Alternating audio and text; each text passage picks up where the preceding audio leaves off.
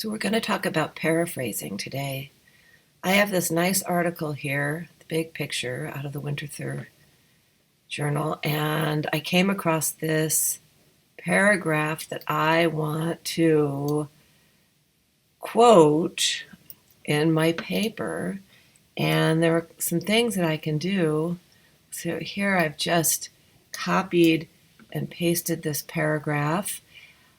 Well, I guess I could put quotes around it and put my citation in and insert a footnote. But is that really what I want to do? I mean, that's a possibility. But I could really, what's better is if you paraphrase the article. So if I want to paraphrase, how am I going to do this?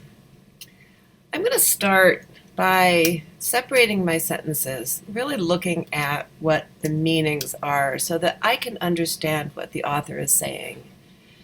All right, what is the author saying here? The Grand Canyon of the Yellowstone depicts a dynamic landscape. What does that even mean? Well, if I try to put that into my own words, I think the Grand Canyon of the Yellowstone, which is a painting, the painting depicts a dynamic landscape. Do I know what these words mean?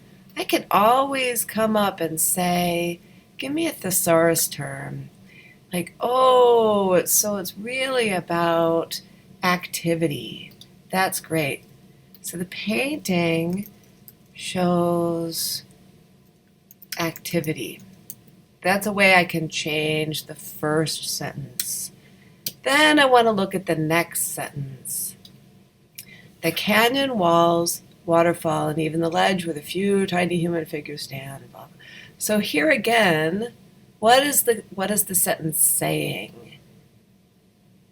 So the canyon walls, we're going to ignore this part. Ignore this part. This is just an extra descriptive feature. The canyon walls are sliding, falling, and sinking. So the canyon walls, and I'm not going to leave this in for my final sentence because it's too similar to what is already in there. The canyon walls seem to be moving. And finally, let's look at this sentence.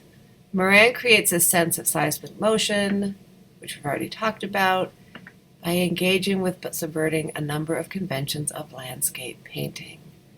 So we're going to ignore this part, and we're going to say Moran, he's subverting conventions. What does that mean? So he is doing things that artists don't normally do. Moran, that's what I'm going to say, does things artists don't normally do. All right, so here's showing what I'm understanding. Now I'm going to put it all together. So Moran uses